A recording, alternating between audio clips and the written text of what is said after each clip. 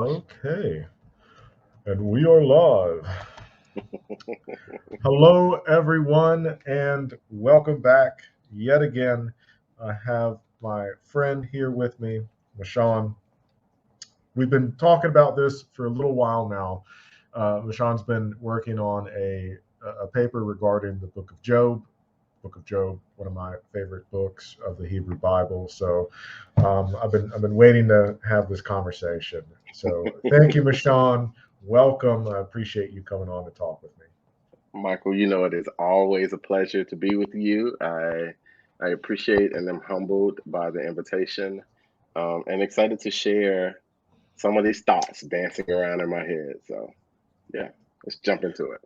All right. Before we get into the content, Mashaun, if you could just give a brief introduction, who you are, um, academic background, professional background, and anything else you think might be relevant to this conversation. Cool, I can do that. So, hello everyone. My name is Mashaun D. Simon. Some people call me Reverend. Some people call me Pastor. I just consider myself a little black boy from Decatur, Georgia. Raised in metropolitan Atlanta area. I met Michael while we were doing our studies at the Canada School of Theology, Mhm. where I got my Master's of Divinity. After spending several years working in the journalism field, so I've written for countless newspapers, magazines, and websites. Um, Went into seminary, made some adjustments in my career and my purpose because at that time I was interested in doing work around preaching, homiletics, and identity, sexual identity, gender identity, um, equity, diversity, and inclusion. Since then, I have worked in higher ed in a few places. And about 2 years ago, um, made the crazy decision to enroll into a Doctor of Ministry program at Columbia Theological Seminary, where I am studying pastoral theology and grief. Much of that due to the fact that around that time, I was preparing myself to succeed my friend and pastor, Pierre Cox, who passed in the summer of 2020 from colorectal cancer, and wanted to engage research at that time around what it means to take over a ministry or to lead a church that is in grief, because I couldn't find a lot of resources. And it started this process of seeking, searching, and considering. Since then, my research has shifted um, just a little to where I am now interested in grief as ministry, which is why I am focusing in on pastoral theology in grief. So I am 2 years into a 4-year program, and that is why we are here today. I spent about a year and some change pastoring a church, House of Mercy Everlasting in College Park, Georgia. I stepped down from that position in February of this year after losing my father to dementia in October. And so my research is very much personal for me in a lot of different ways. But also, I've been journeying with several different people that are going through different phases of loss and grief, and think that we as a society and we as a church need to have a different kind of conversation about um, how we grieve and what are the best ways to support those that are grieving. So I think that's enough of my rambling. No, I appreciate you sharing that with us. And of course, I'm sorry for the loss of your former pastor and your father. Thank you. These are never easy conversations to have. I had a former therapist of mine that used to call research me search.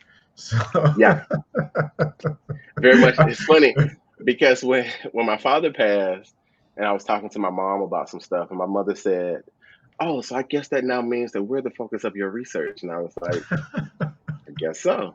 I guess so." So yeah, very true. Me search. I one of the things that I we will get into Job for sure. I mean, that's the big reason why I invited you here. Yep. But one of the things that caught my attention about what you said is that we traditionally think about grief kind of as an individual process, like as something an individual goes through after a loss. Um, but I think it's easy to forget the kind of communal aspect of it. I mean, it's not in a way it's not easy, right? Especially after like recent traumatic events, for example, as like a national tragedy or a school shooting. Like it's kind of common for communities to kind of come together and grieve. I'm curious to know. I mean, I could definitely see practically kind of what got you into that. The loss of a community leader for a particular community is as tragic as the loss of an individual. But what are maybe some of the similarities and or differences between grief on an individual level and grief as a communal activity? That's a good question. I think so. I'll answer it this way: grief impacts us all in very different ways.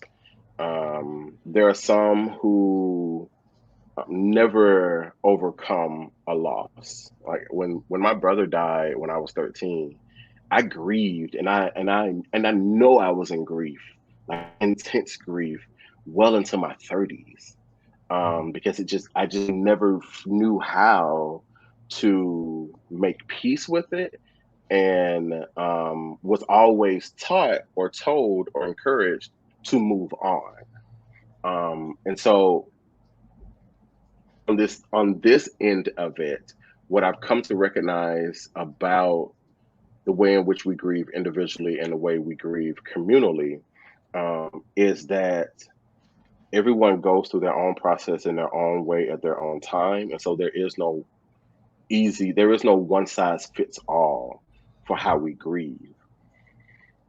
What we can do a better job of is how we journey with people in grief, how we journey with each other in grief, how we provide support in grief, and how we react or respond to people who are grieving. So being conscious of our own issues, our own insecurities around grief, and also doing a more effective job of being patient with ourselves and each other in grief, whether it is individual or communal. One of my frustrations, for example, the most recent school shooting, is that everyone is so quick to say, sending positive thoughts and prayer, and that's great. And I know that a lot of that has a lot to do, one, with the tenets of our faith belief, but two, because we don't always know what to do or what to say in those moments. And so our knee jerk is to say, I'm praying for you, or I'm sending you positive thoughts. Positive thoughts don't help people who are hurting. And people who are hurting, they appreciate the prayer, but in the moment when they're in pain or frustration or emotional despair, sometimes they can't even receive the prayers, because sometimes they're angry with this very same God that someone said caused some of this stuff or allowed some of this stuff. And so my research is very much interested in what can we do instead of that knee jerk, instead of that passive way of support, and what ways can we as a community support each other when we are grieving that is more effective and more genuine. And at the same time, what resources are available for people that are in grief, or for people who are trying to figure out how to support someone in grief that can help them through their journey. Because the reality is, we never get over loss. We just learn how to live with it. Not sure I answered your question, but it did. It did. Yeah. I was telling Mashaun before this, I just got out of a high school graduation ceremony. So I'm a little emotional, still a little emotional, yeah, but that was yeah, I felt a lot of things you just said. That was, and it's interesting to me because, and I'll kind of transition a little bit to get into Job. You mentioned the loss of your brother. It was when I was a teenager. I was 13 when I lost my father, and the community that I grew up in, like mental health wasn't really a thing.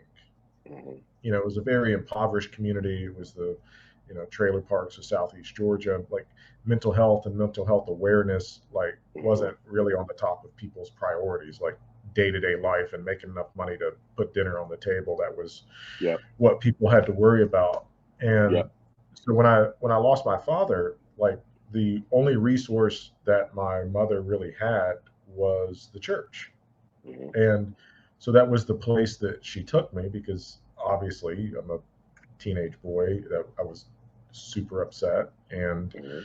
experiencing grief in my own way. And one of the things I still remember about it is the pastor sat down and talked with me. And, to be clear, always seek professional mental health. Mhm. Nothing against the local church or anything like that, but please, for the love of God, take your child to therapy. Everything has its place. Yes. Yeah. But the pastor said, well, read the book of Job.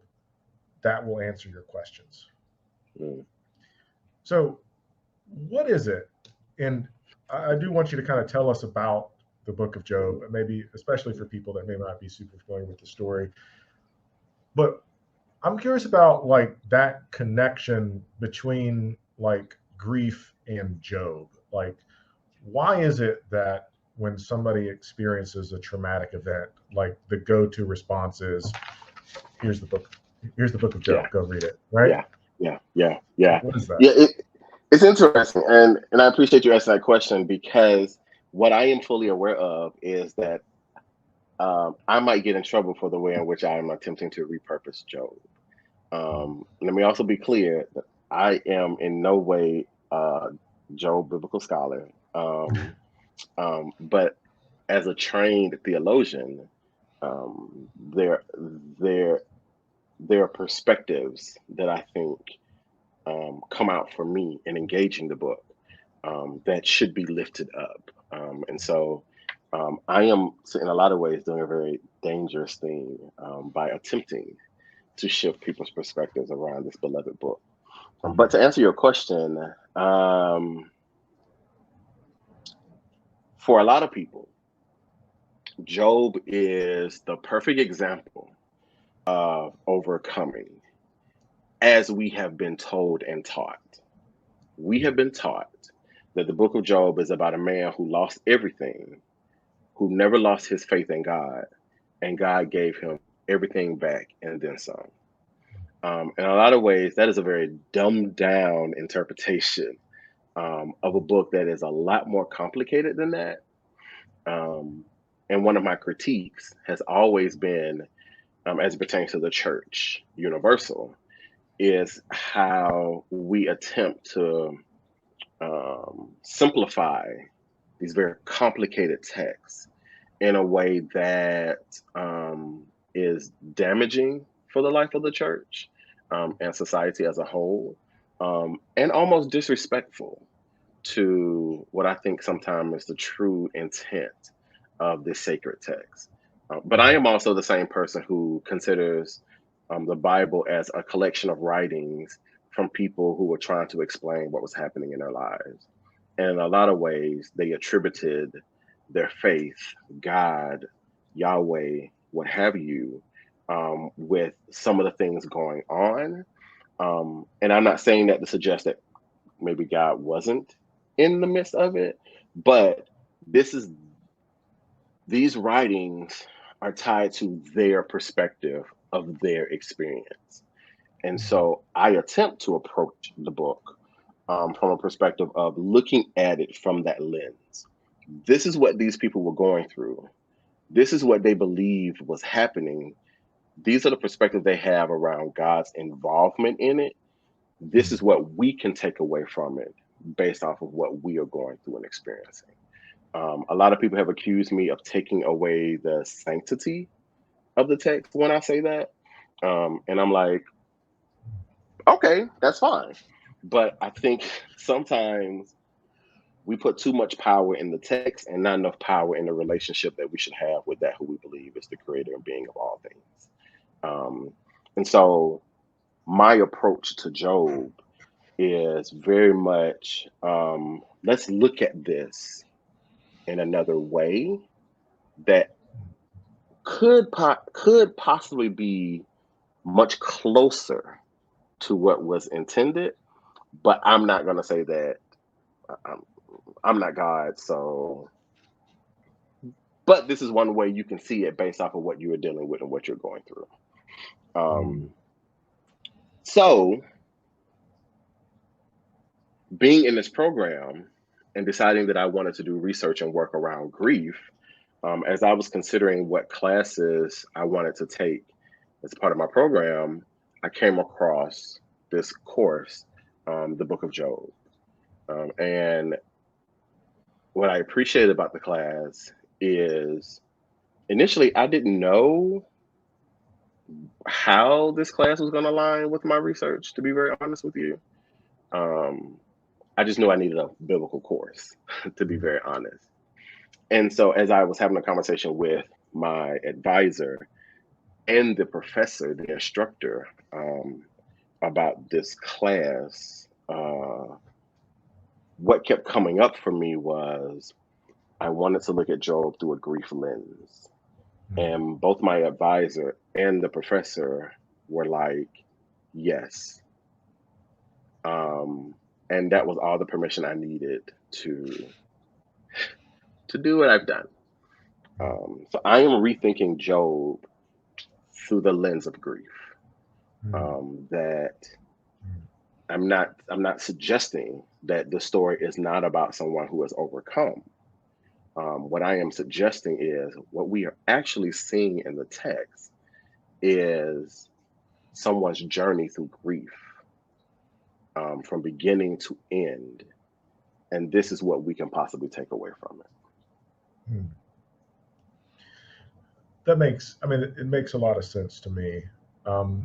I do want to maybe make sure I'm hearing you correctly. So, when we have these conversations with people, when I have these conversations with people, I'll interview like a historian or like a quote unquote biblical scholar, like somebody who's interested in kind of, dissecting the language, maybe talking about the historical context in the ancient Near East. Whereas where you're coming from is talking about what this text means for us today, and or like how people view and interpret this like in 21st century United States. Is that? Yep.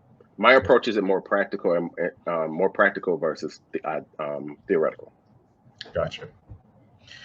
So, and Job especially seems to be more prone to that. At least it seems to me from an outsider's perspective. I can't tell you how many times I've heard kind of interpretations of Job, which I do want to ask you about. But before we do that, could you kind of briefly tell us about the narrative structure of Job? Like if, let's say a younger person in your church were to come up to you and be like, Job, what's that about? Like, what would be your little spiel there? My spiel. This is a good question. I don't know if I've thought about it. I think Job, for all intents and purposes, I'm going to answer it this way. I think Job has an agenda. But I don't always know if we've always gotten the right understanding of Job's agenda. I see it as a story about a man who, my perspective, because I almost did what we know it as. I almost did that.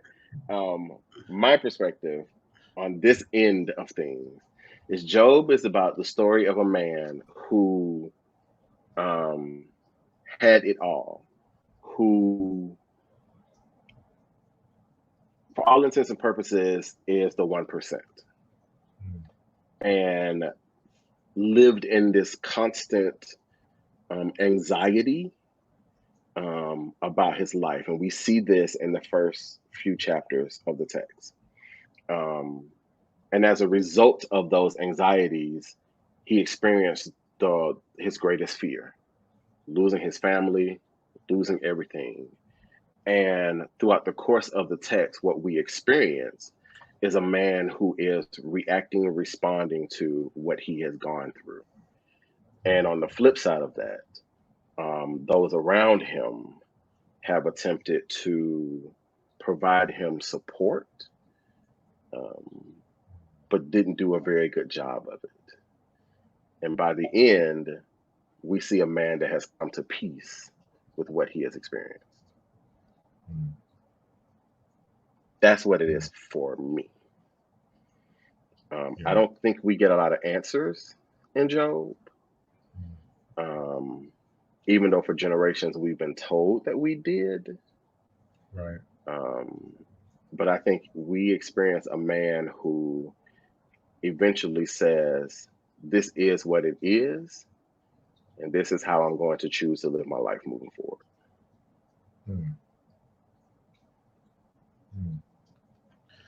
So I want to ask you about, and I want to preface this by saying, like, I'm not trying to mischaracterize anybody's position here or to misrepresent the general Christian position, or what might be called, like, we have this kind of like popular level theology that I think a lot of people are familiar with. And one of the things that I got out of the paper that you sent is that this popular level theology in the book of Job is kind of bumping up against real theology, for lack of the real theology of Job, for lack of a better word, right? And I want to frame this. So you say, and I'm going to quote you back to yourself. Okay. You say, we've been taught to believe that cause and effect holds prevalence in our faith, and that for generations we've been told to never question God, and that if we just hold fast to our faith, we will be rewarded for our sacrifices. So, like, and I've seen that, like, myself, kind of growing up in the church. There's this kind of uncritical position, and I think you see this in other religions as well. To put it simply, good things are supposed to happen to good people.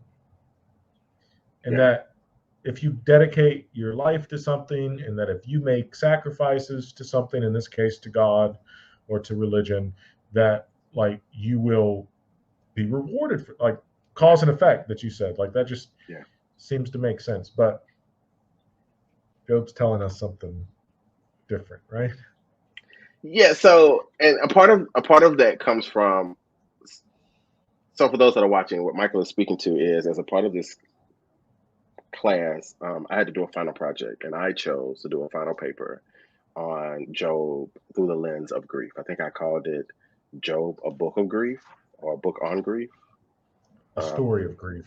A story of grief, something like that. And so Michael has a very rough draft of this paper, a very rough, almost second draft of this paper, which I actually did pretty good on. The professor was pretty impressed with, and I was like, and this professor is a Job biblical scholar. So, but as I was engaging the text, engaging my overall research around grief, and engaging the work of Anthony Penn, Anthony Penn wrote this paper where he pushes back against theodicy, and he talks about how theodicy in a lot of ways is damaging to the African American culture or the African American community, because theodicy tells you this very same thing. If you're faithful, if you're righteous to God, then God will respond in turn and bless you. But the experiences of African American people who are descendants of enslaved Africans has never been that reality. And when you look at the narrative across the board, we have broken ourselves to worship this being that is greater than us, and have constantly found ourselves on the back end of oppression, on the back end of hatred, and when you think about the realities of Michael Brown, Eric Garner, and countless others. We talk about being people who worship this God, and yet we have always benefited from this narrative.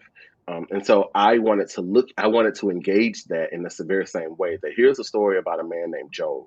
And let's be quite honest, Job is not like us. Job was a rich man. And we don't have any real evidence that Job was Christian or an Israelite or any of that. We just know that Job was a rich man. And I think I have to look back at it. But from what I remember, Job was this rich man who didn't exactly have any connections to the Israel community. And yet we've lifted him up as one of our forefathers. But he wasn't like us. He wasn't poor. He wasn't oppressed. He was the top echelon. And so you would think that someone who's supposed to be a part of the top echelon would have it all, would have it easier in life than anybody else. So it's a unique kind of question. It's a unique kind of story. It's a unique kind of conversation. It is suggested that Job had slaves. It is suggested that he had individuals who worked for him who were a part of the poor working class. And so Job is not, for all intents and purposes, the same kind of person that we on the ground, the everyday middle class, lower middle class people are supposed to relate to.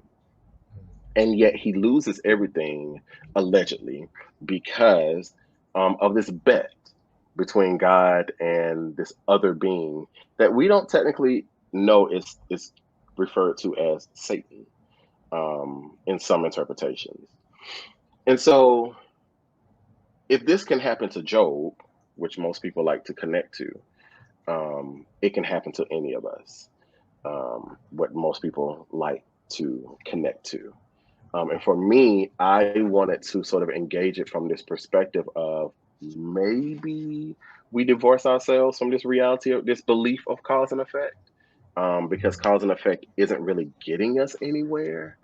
I don't remember if I had a solution in that paper about how we should, but I wanted to very much so engage this belief that A plus B equals C, because the reality is it doesn't all the time. A plus B sometimes doesn't get a solution. There is no equals.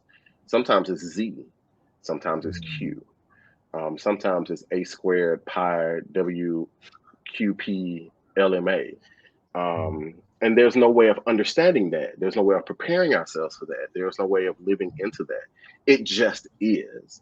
And we have to figure out the best ways to cope and live fully. And I think be more reasonable in our beliefs and our actions. Yeah, that really stood out to me for a lot of reasons. I thought it was really interesting what you said there about theodicy. It makes complete sense hearing it. I've never heard it put in that way. But yeah, it stood out to me because, especially growing up in the American South, right, where there's kind of this, even if you're not going to church on a regular basis on Sundays, you still get this sort of popularized Christian culture, right? And inevitably, what happens with loss and the experience of loss, I talk to people about this all the time. Like, one of the most common things that you'll hear, no matter if it's the loss of a loved one or the loss of property, the loss of a house, a home, like you hear this phrase like, well, everything happens for a reason. Yeah. Right? Or like, God's got a purpose for it. Or God's still in control. God's still in control. Right? I've said myself time and time again. Yes. And you kind of, and I do want to ask you about Job's friends, but you hear that so much, it just kind of becomes like a platitude that people assume. And then also with like iteration, and again, I'm not trying to characterize any particular representation of Christianity, but like you get some Christian sects that talk about like health and wealth, right? You do certain things, God rewards you. Yeah. I guess like, I mean, I know why it's harmful because I've been on the receiving end of it before, but like, what are some ways Oh yeah, that goes south, right? you're showing your cards. You're fully showing your cards. You're fully showing your cards. But in what ways can I mean? So if I'm hearing you correctly, sort of what is my reaction or my response to? I was about to say, I think I do want to say it, the problematic nature of such practices and beliefs. If I'm hearing you correctly, that's what you're asking me. Yeah. If you had asked me this, so I've come a long way since we left Canada. So like when I got to Canada, I was a huge conspiracy theorist, and I am still to a certain extent. I mean, you can sort of see it in some of the paper. Like there's still a bit of it there with me. And so there was a point in time where I was this person who was like, yeah, screw it. Burn the Bible, start all over. Because none of this is true, none of this is right, none of it is effective, and we're causing more damage to people. After having pastored for a while, my heart has shifted a little bit in recognizing that for a lot of people, the only way they can get by is if they have something to lean on or believe in. And this is particularly true, I believe, in Black Christians. That what has helped a lot of us get to where we are today is because we have held on to God's with us, God has got us, God is going to save us at some point. And regardless of what happens, we are choosing to believe in an entity that we cannot see or touch, who is possibly going to give us the answer that we have been waiting on.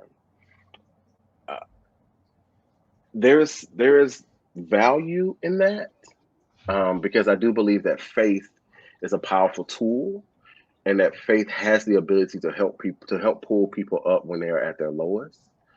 And so for me, what I am interested in is helping people to rethink the role that faith plays in their life,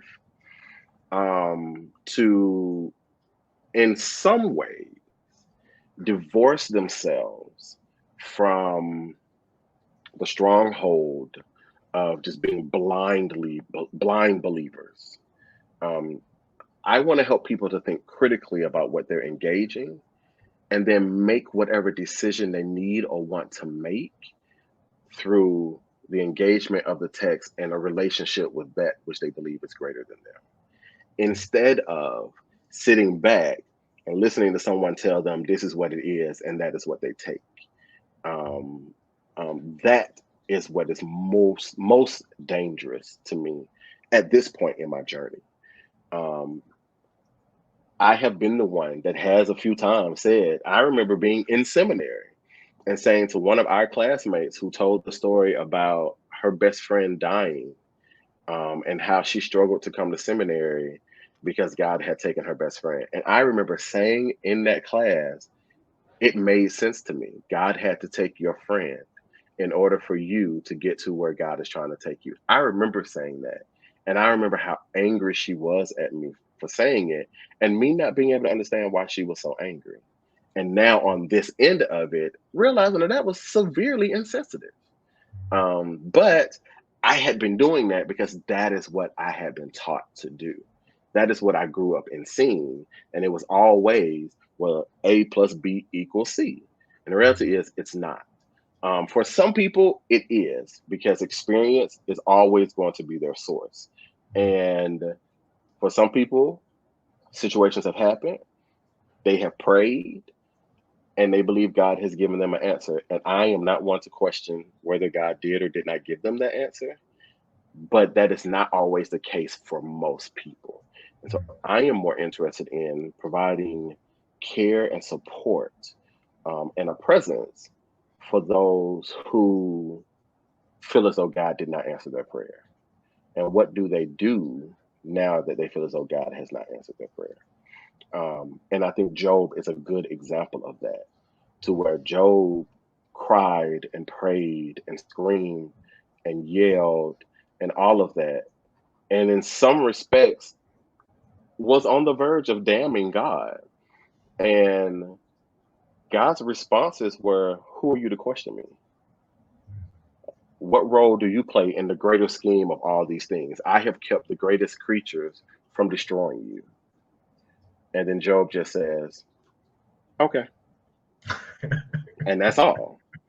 And I think sometimes we should just say, okay, and not try to make sense of it.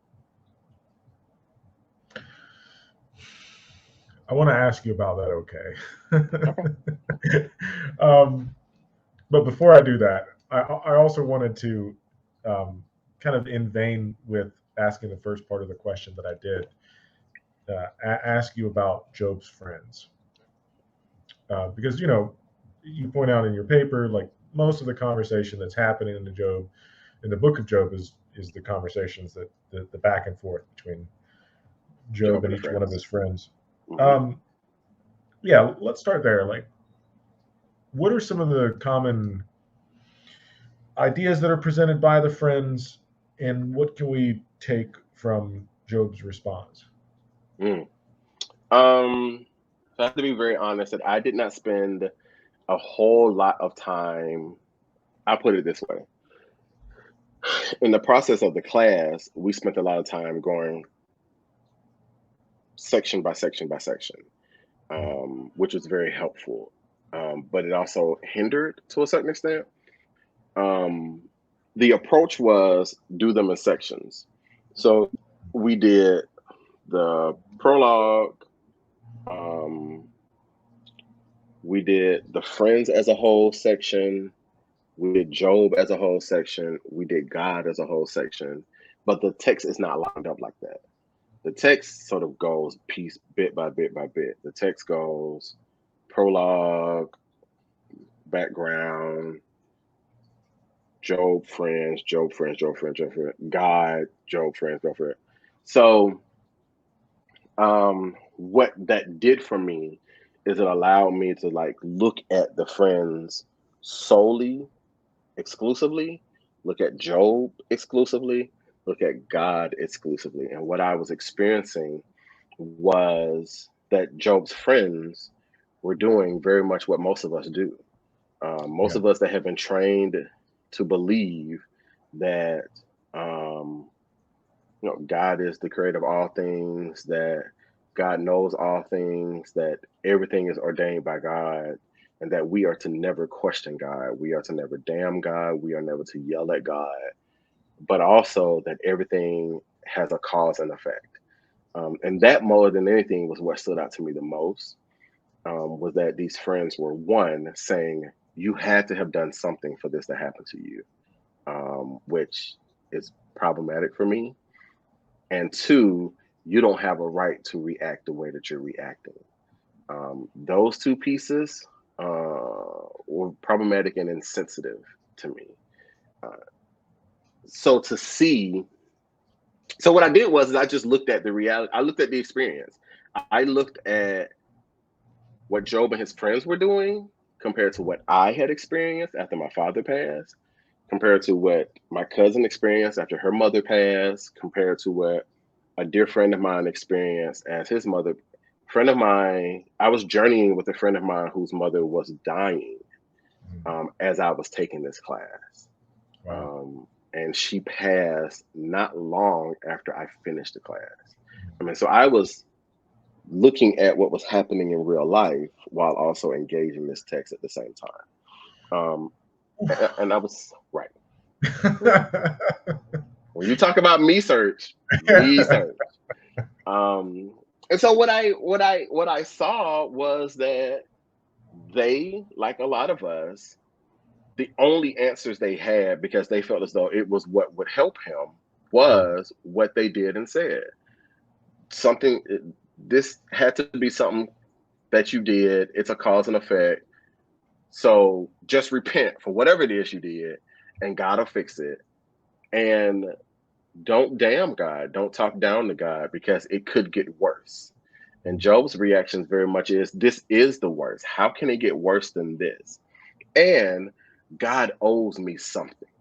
Because if God is the God of justice and righteousness, then I should be afforded the very same justice and righteousness that God is giving to everybody else. And for some reason, God has put this stain on me and scarred me. This isn't right. And you see this back and forth that we all deal with, we all go through. I think for me, what I was most interested in considering is that his friends were causing him more damage than good. His friends were not helping. And when we consider grief and the experience of grief, a person is already hurting. A lot of times, whatever that grief is, whether it's the grief of a parent, a spouse, whether it's the loss of a job, whether it's a health loss, whatever it is, we are already at our most vulnerable. We are already at our lowest. We are already at our weakest. And sometimes the care that those around us think they are providing to us is actually causing more harm than good. And so we ought to be prepared when those that we are trying to provide care to respond or react to us in a way that is not so loving, because we are not being the most loving to them in the process of their grief. Yeah, I thought that was a fantastic insight. And that's kind of what I wanted to bring up in this section. It's insightful just because it's so relatable. Yeah. I remember I was thinking about, so you wrote something in that section that it kind of echoing what you just said there that really stood out to me. You said, oftentimes, however, because of our own discomfort with emotions, pain, and suffering, we attempt to provide support to those who are grieving. We want to ease the pain because of our love, our caring for those grieving, our own superhero complexes. We attempt to find ways to move those we love along in their grieving process. So, like, yeah, I like that a lot for a couple of reasons. One, I think a lot of times in which this happens, I don't want to like demonize people because, like you said, I've said some of those things before. It's one of those things I stay up thinking about at night. But I've said some of those things before to people. But I think on the one hand, we want to recognize that does come from a good place a lot of times. Like, I think when people say that, it's not that they're not trying to be insensitive or say something that's hurtful or making the grief process even worse. It's, they believe it and they're trying to. But on the other end, and what made me think about this specifically, this paper brought back a lot of memories. But when I was 18, I was working with a local pastor, asked if I wanted to do like an internship before I went to college because I was thinking about going into the ministry. And I was like, yeah, I'll do it. That's a great decision. And this was at a rural, very poor church. And a lot of what we did and it was also it was an older church.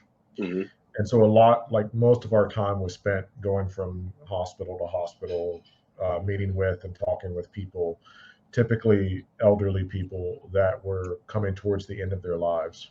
And I remember our very first day, we were on the way to meet with a lady who had just lost her husband of 40 years. Wow. And I'm a 18-year-old boy. Right?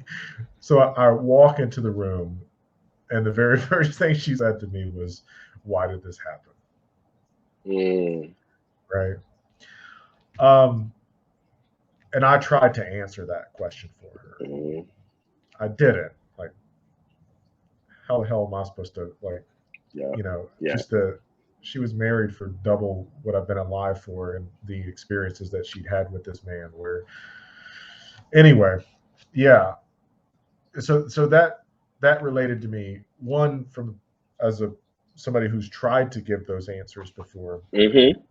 and two, like, there's, and I'm hoping you can speak to this more because you said it a lot better than I could. Like, what is it about grief that makes us want to stop it? Yeah. Like, makes us want to fix it? Like, Yeah. okay, you cried. Like, let's go on now. Let's get about our lives. Like, I don't know. What is that? Do you think? I think we don't like discomfort. We don't like hard things. We don't like pain. We don't like, some of us don't like emotions. Like, we just don't. We have grown up in a society that is all about being strong and the smartest and the best and to have all the answers. And the reality is we don't.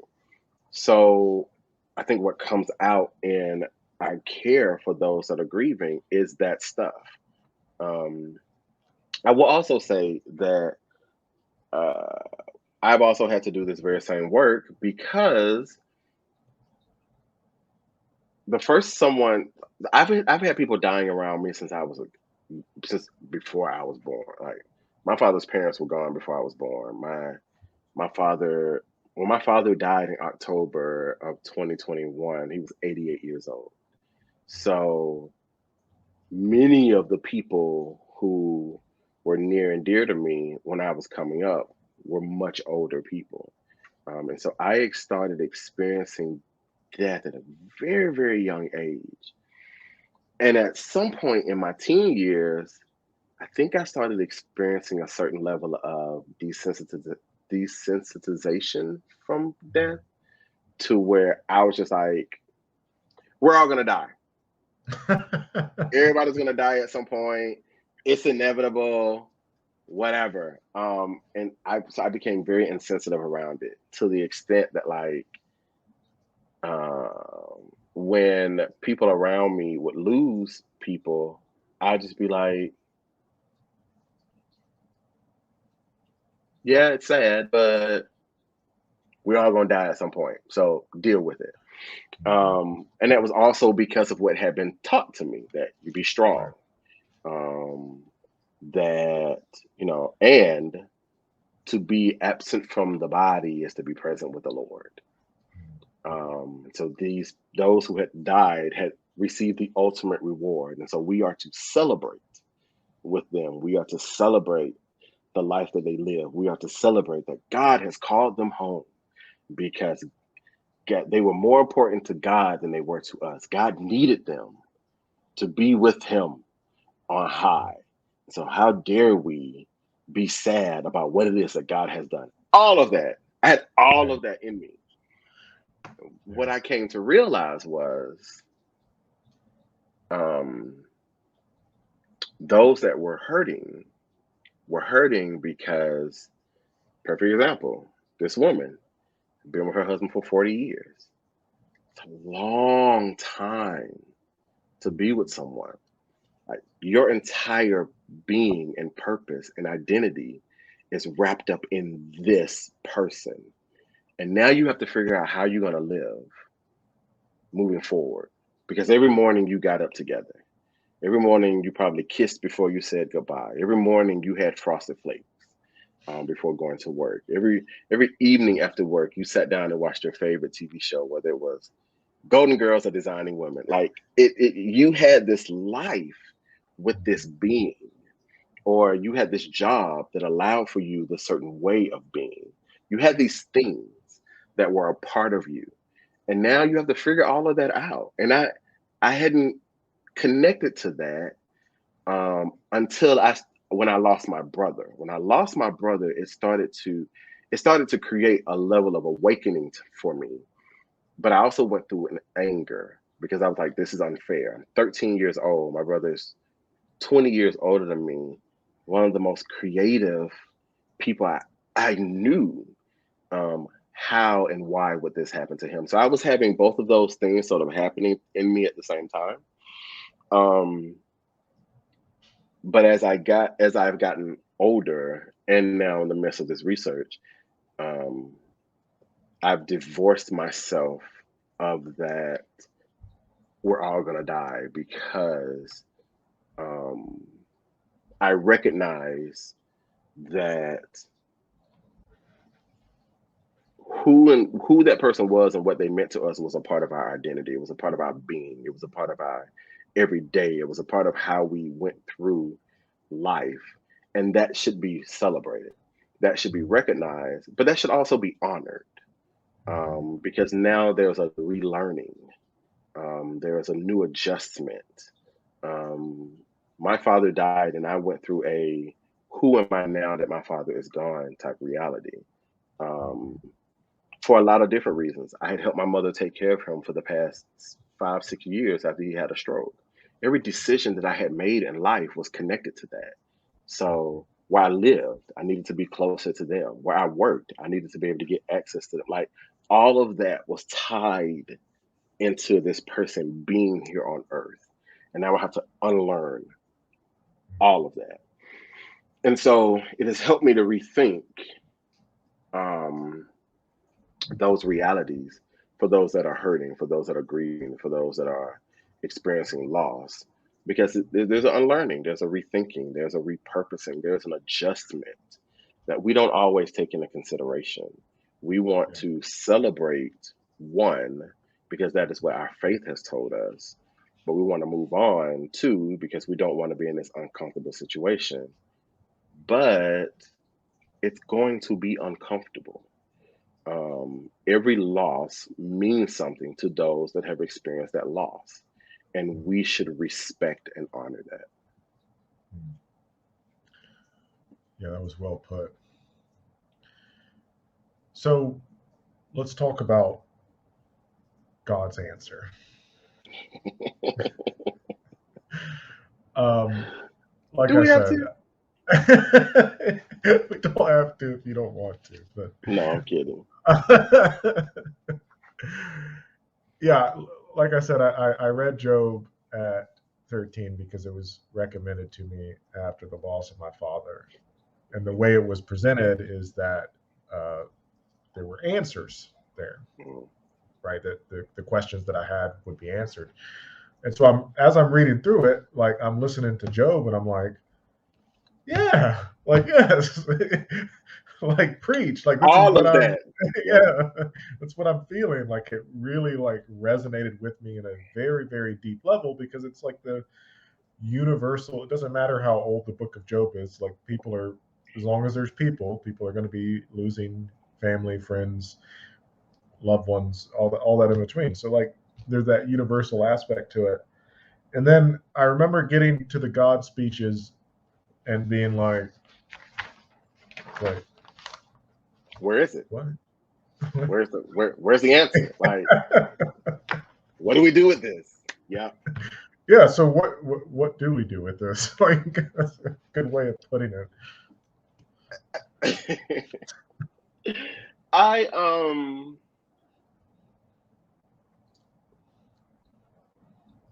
Initially, my approach to this research began with Joshua.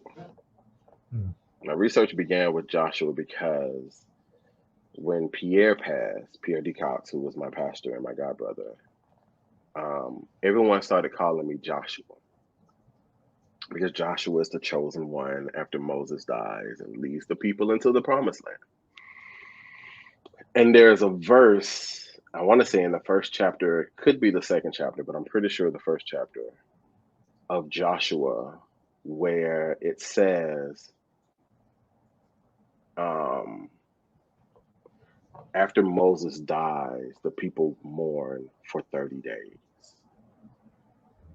And that stood out to me. Like, the people intentionally paused to grieve, reflect, and remember Moses before they moved on. And So I started considering 30 days today may not be the same 30 days from a contextual perspective. Like, who knows? Like, their calendars were very different from us. 30 days could have been a year in our time. We don't know. But there's something about the fact that they paused, because I couldn't find anywhere else in the text where people stopped to take a moment to grieve after loss. When Jesus dies on the cross in the text, the people don't pause for that long. Like, they sort of go into work mode.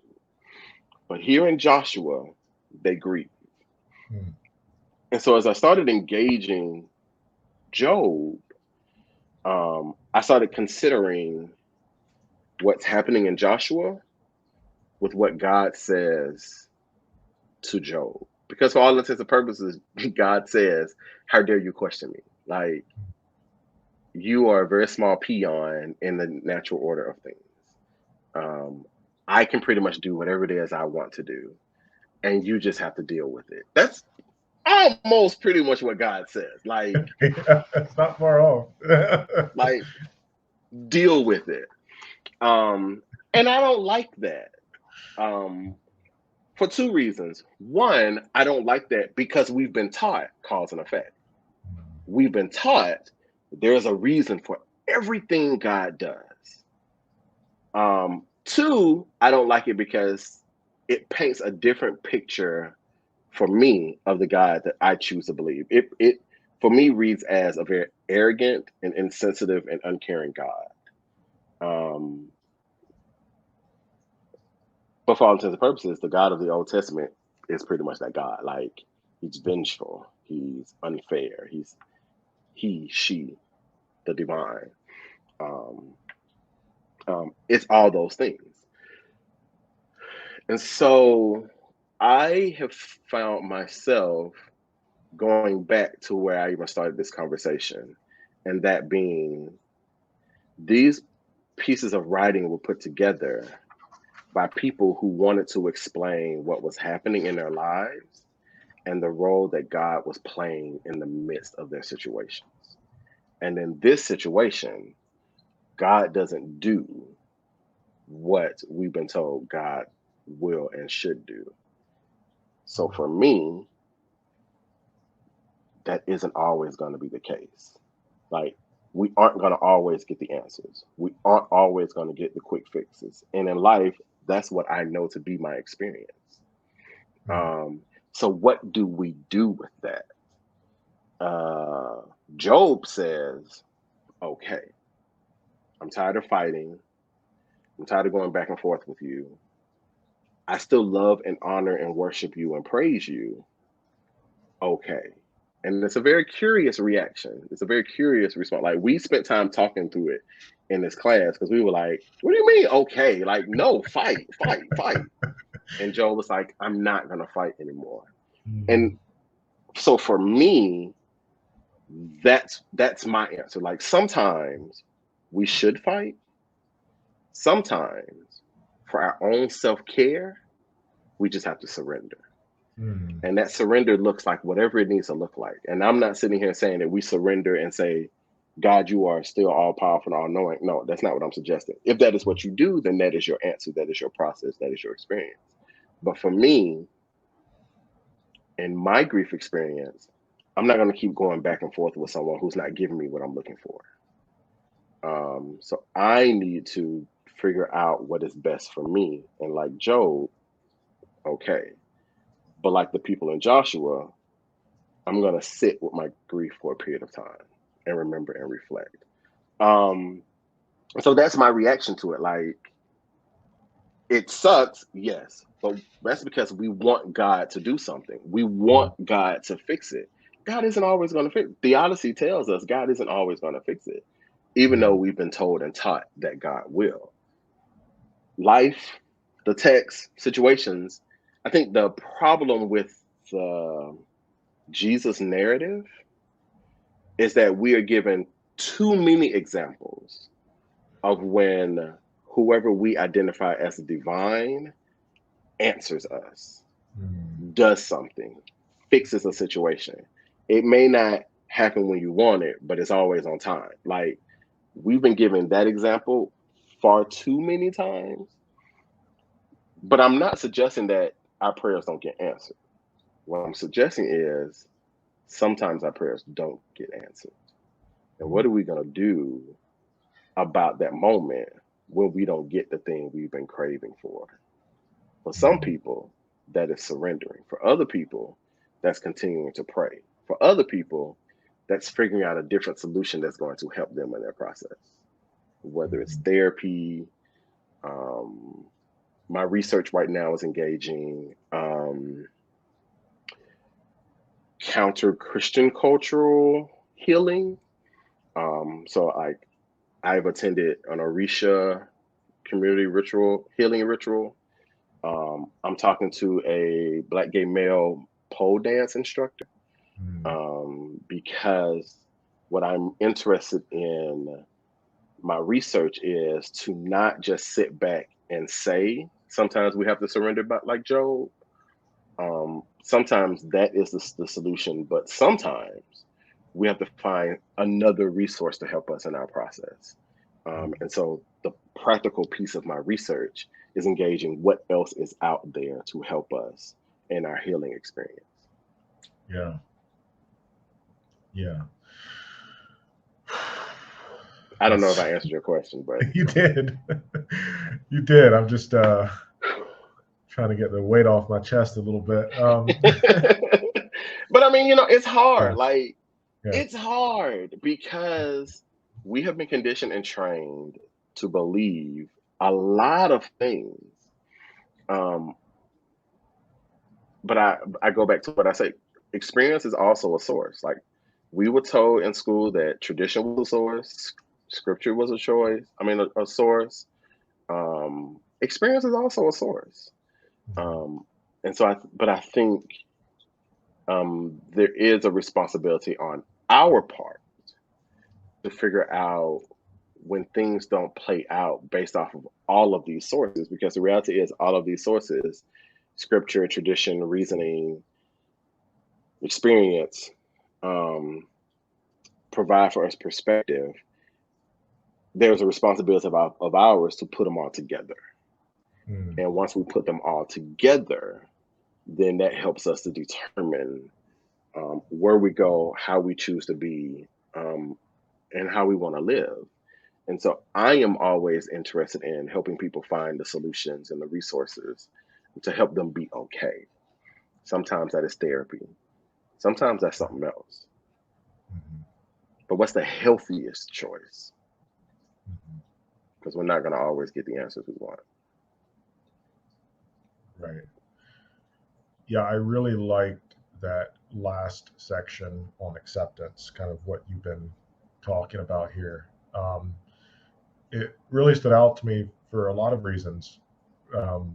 One, as I was saying, when I read this text as a teenager, the expectation on my part was that there was going to be some concrete 1 + 1 = 2 answer. And when there wasn't, it was kind of like this sent me for a trip. It was a little like reeling back, like, wow, what is happening? But I think there is an answer in the text.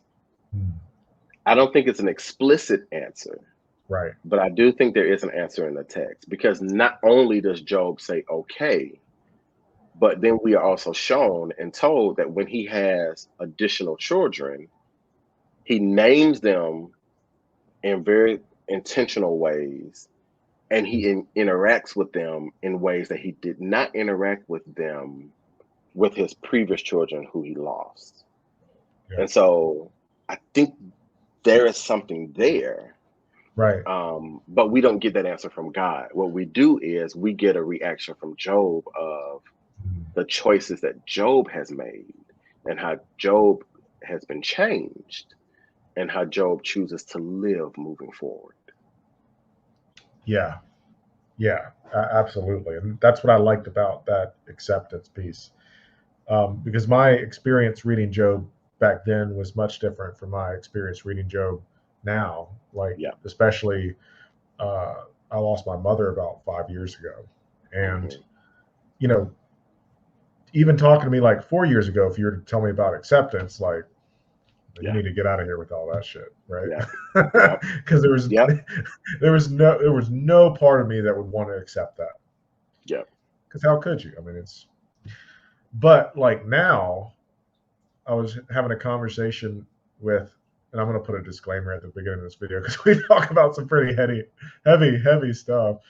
But yeah, I was talking with my therapist a little while ago, and she said like, you've come so far over the past 5 years. Like, what happened? And my answer was like, just kind of accepted what happened, Mm-hmm. Mm-hmm. which is like you said before. Like you have a quote that grief can't be solved, Mm-hmm. right? It's not like I came to like this epiphany, like, oh, I can write it out in a math equation now. This is how you get through the grieving. Like, ain't none of that, Yeah. right? Yeah. Yeah. But what happened with me, and again, not everybody experiences these things in the same way. Like, Mm-hmm. what happened for me was this kind of like gradual coming to terms with it, Mm-hmm. right? Mm-hmm. Mm-hmm. Which is not a great answer for people in the thick of it. But eventually, it does seem that, at least on some level, given the time, that could Mm-hmm. happen. Mm-hmm. Yep. And it's funny that you say that because I was just having a conversation with the friend that I was saying earlier who just lost his mom earlier this year. And we were talking about some of the choices that he has made since she passed that were kind of surprising to me. But looking back on them now, I'm like, you're doing the work of working towards acceptance. And he was like, exactly. Like I figured out at some point in the midst of this that these are the things I needed to do to get to a better point, so that some time from now, and it's only been a couple months. We're in June. She died in January. He was like, but maybe next January it won't hit me as hard as it did when Mother's Day rolled around. And I I appreciated him saying that because I think that is also very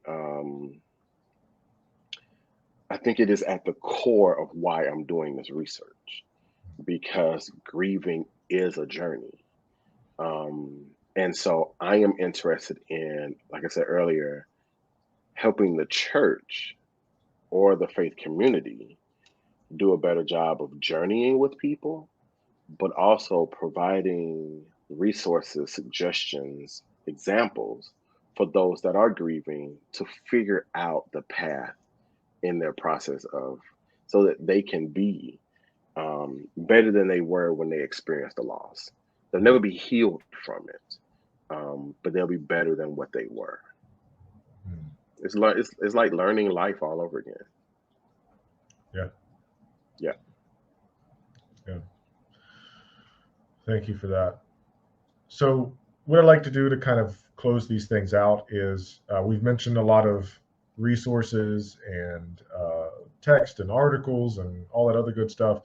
What would be some of your, let's say that somebody's interested in learning more about this, what would be some resources that you would point them to? That's a good question. One of my favorite books is written by Renita Weems, and it's called Listening for God. That was in a lot of ways very helpful for me in my journey of just coming to grips with my ministerial identity across the board. And so that is one that I would suggest. There's this other book called Lament for a Son by Nicholas Walterstorff. Walterstoff, sorry. That is about this. I want to say he's a Hebrew professor, theology professor from Yale, Professor Emeritus from Yale. And he tells the story of the experience of losing his son very tragically from a mountain climbing accident It's a really small book, but it has been very helpful in some of the components of my research. And I want to say I quoted extensively in that Yeah, yeah. paper. There's another book there's some other books that I am sort of engaging right now. There's one that just came in recently that a friend of mine is reading. A good friend of mine was in a life-threatening car accident a few weeks Mm, ago. Um, had to have his pelvis um, repaired, and is mm. now learning how to walk all over again. And he has been reading this book called Notes on Grief. Mm. Um, um, I always say this woman's name wrong, so I'm not going to attempt it today. But she's a well-known author who wrote the stage play for Color Girls. Um, um, I and I have the book in my hand. I just Okay. never try to say her name because I just don't want to disrespect her. Because it's a special name, and I love her name, but I don't want to get it wrong. So those are some of the ones that I'm engaging right now for my research. Um, but I look down because I have about 20 books on the floor right now of just stuff that I'm engaging because I'm 2 years into my 4-year program. And right now what I am doing is collecting resources, and sort of thumbing through them to just sort of see what does and does not stand out to me. But I'm also doing what I am calling field observation. So I am attending events, and writing notes on those events, reaching out to other practitioners Mm. to get input from them as I'm sort of weaving my way through my journey. Um, so yeah, those are some of the things that come to mind for me almost immediately. I'm really, really, really, really, really, really, really, really interested in indigenous cultures and the ways in which they engage healing and grief. Um, because what I've also come to recognize, my research um, is about how we can support those that are grieving or experiencing loss. But I am most specifically in writing it from the perspective of my own identity of a Black man and of a Black same gender loving individual, because there are not a lot of resources written Mm. from this perspective. Um, and so that's also going to be core to my research. But I think that the work that I do is going to be universal across the Mm. board for anybody that's experiencing it. I'm just most specifically in what this means from the perspective of a Black gay man who is working in the trenches. So Mm. Awesome. Well, thank you for those recommendations. And again, thank you for taking time out of your day to come meet with me and talk with me. I really appreciated the conversation, resonated a lot with me, and I'm sure other people will get the same sort of experience from it. I thank you and am humbled by the invitation. I think you're an amazing individual. So anytime you want to hear me ramble for an hour, I'm open to it. So thank you. This has been a good conversation, and I think also helpful as I am doing my research. So it has been an honor and a privilege.